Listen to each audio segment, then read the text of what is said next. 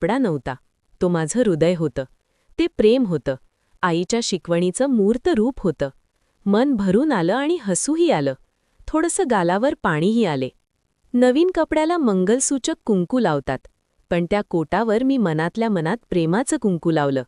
तो कोट घेऊन मी घरी निघालो. पावसाने जोर धरला होता. लोक म्हणत होते जाऊ नकोस, नाल्यांना पूर आला असेल. पण मी कोणाचं ऐकलं नाही. पंख असते तर उडतच घरी गेलो असतो. ओढ्याला पाणी भरून वाहत होतं.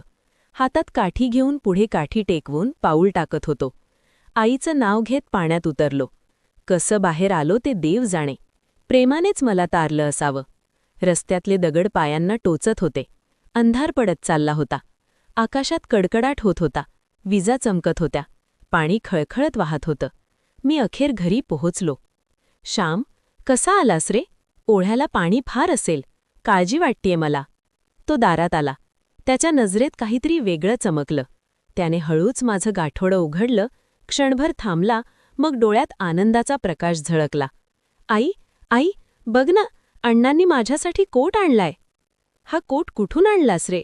पैसे कुठून आणलेस? कुठे चोरले तर नाहीस ना? वडील विचारले. उधारीवर तर आणला नाहीस ना? मी शांतपणे सांगितलं.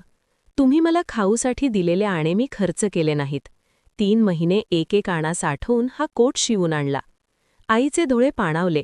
ती हळूच माझ्या डोक्यावर हात फिरवत म्हणाली, पैशाने मोठा झाला नाहीस, शिकूनही अजून मोठा नाही झाला, पण मनाने आज खूप मोठा झालास बाळा. उद्या कुंकू लावून देवाला नमस्कार करून हा नवीन कोट घालून गणपती आणायला जायचं.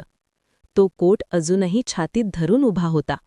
तो कोट फक्त कपडा नव्हता, ते माझं हृदय होतं, ते प्रेम होतं, आईच्या शिकवणीचं मूर्त रूप होतं. त्या दिवशी मला कळलं, गरिबी माणसाला तोडत नाही, प्रेम मात्र माणूस घडवतं.